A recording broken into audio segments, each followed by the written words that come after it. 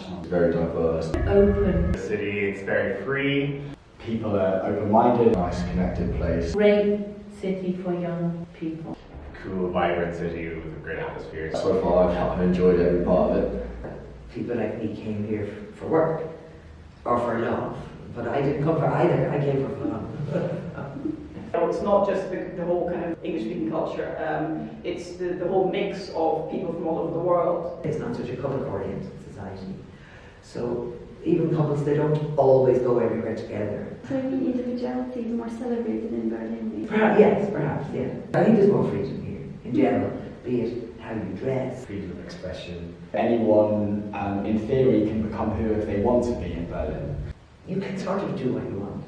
People are not going to pass judgment as quickly. The culture was the main thing. So there's quite a strong kind of artistic scene. Oh my god, all of this graffiti.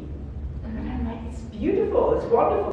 I think I was most attracted to the unusualness of the city. There's a lot of different areas that are very different from each other, but it still feels like a whole that makes sense. It's not too big, lots of international people, but it still feels very German.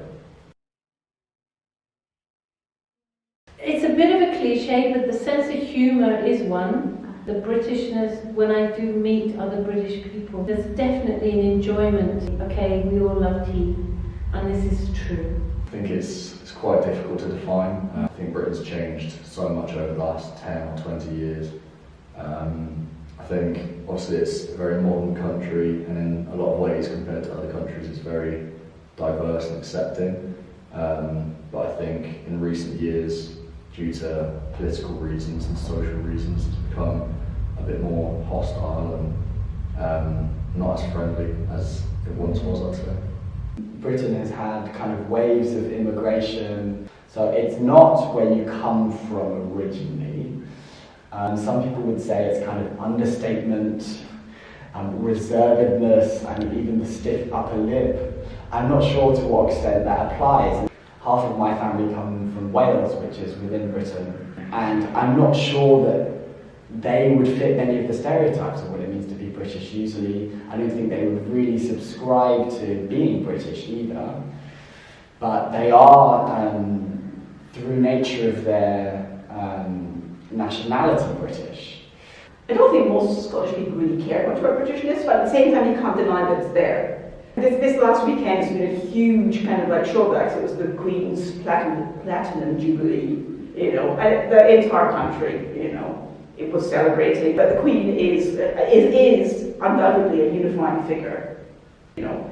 But in terms of like sort of sentiments, I think it's definitely still more of a feeling of Scottishness. From an Irish perspective, it's kind of a difficult question to answer. I would mostly associate Britishness with kind of Englishness. Well, now, you know I'm not British. As an Irish person, of course, I have a very specific outlook on. But definitely, the politeness. I find them sometimes a little bit too polite. And you really don't know what they're thinking. Because they will remain polite. The English, I think, and I think it's the result of having once had an empire. I do think they have a certain sense of being in some way exceptional. Unfortunately, I do think that. And I think it's not something they think consciously. It's like in their DNA or in their blood. But you just notice it sometimes in the way they remark about something else, you know. And you look at the way they talk about the EU. They leave the club and they still go to the membership, what would you call it, benefits. Because they really think. And another thing, they're the only people who use the term expats. Everybody else is an immigrant or an emigrant. They're expat. It's very multifaceted, and there's many different ways you can approach that word. Because it always feels like a word that has been reappropriated many times by many people. You have a lot of bad people talking about how great Britain is. But then you also have British culture, cultures that have come out of British cultures, which are so amazing and unique, that to say that Britishness is just a word loaded with baggage is unfair to the people that have really created something amazing out of it. I don't know how to define Britishness, but maybe what I think of as Britishness is where I grew up, which is London, and that makes me think of so much integration and difference and accumulation of different cultures. But as a whole, I think Britishness is very fractured. There's got lots of maybe negative aspects to it, but also that now has become a positive aspect.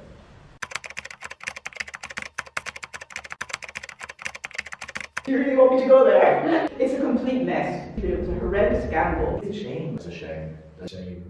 My niece was, she was 18, and she was just furious. And she was just like, said, you've taken away the future of our generation. After coming to Berlin, it's probably made me realise that just travelling and the ease of travel and the ability to move to so many countries so freely, to work, to meet people, it feels like that's completely gone. It's making life expensive for people. It's one of isolationism, it's one of not wishing to cooperate with others on an international level, cutting yourself off from the world stage that I would have liked my country, so to speak, to make to the world.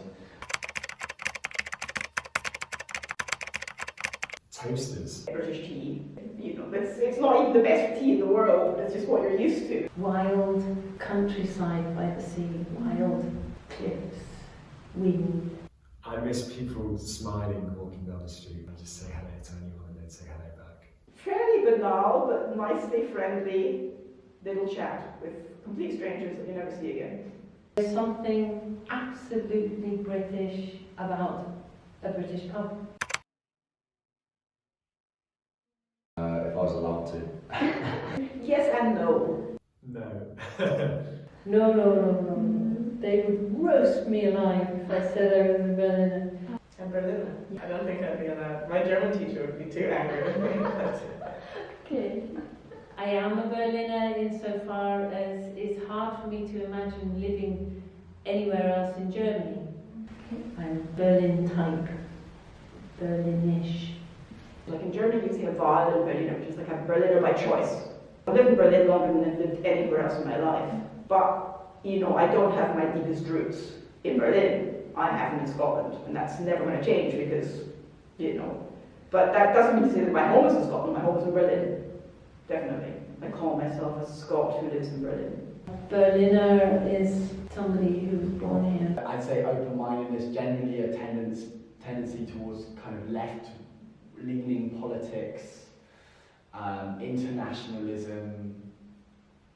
That's Berlin to me. I think there's certain values that the city has that I would associate myself with.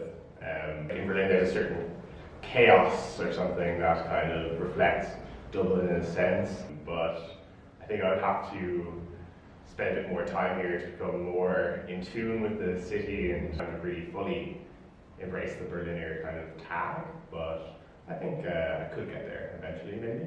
I'm not completely Irish anymore, but I'm a bit of both, really. Because I've lived here longer than I lived in Ireland, so and I have a lot of habits. Taking e-scooters. Read a lot on trains and eat a lot more kebabs and stuff like that. Germans do excellent pork, Zwiebelkuchen. They went to a lake, even in the winter, ice swimming. I've never done that before. Clubbing. Getting annoyed with people in supermarkets. If somebody jumps the queue, because in the UK you just don't do that. I like the directness in interpersonal relationships. If I say to a Berliner, do you want to drink? They say no. Okay, good. Whereas in Ireland, are you sure? Are you sure you want? So it's a thing that I value. Hopeful, but complicated. I'm still very happy in Berlin. Happy. Exciting. Vibrant. Explorative. I feel very much at home. Amazing. That's life-changing. Adventure, maybe?